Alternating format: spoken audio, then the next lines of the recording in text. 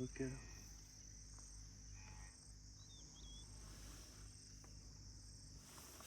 They're acting like they're two puppies. So this is what we will be doing with your device. We will be just like we got hyenas. Then we explain more about hyenas, and people will enjoy when they're sitting at home. When they Exactly. When there's a meal or there's a kill somewhere.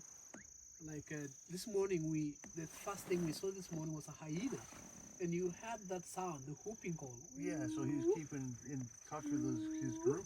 So they kind of keep in touch with the group when they give those whooping calls.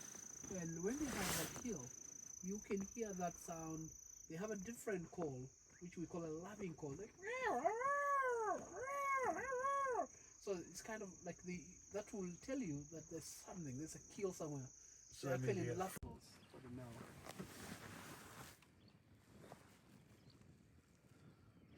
Why do their back legs look shorter than their front legs? It's a modification just like that from birth. And that actually helps. That has got a very big advantage when it comes to running. When the hind legs are shorter, they can really have a very high stamina to run for longer distance. Oh, really? Yeah. Real. They can really sustain a long acceleration.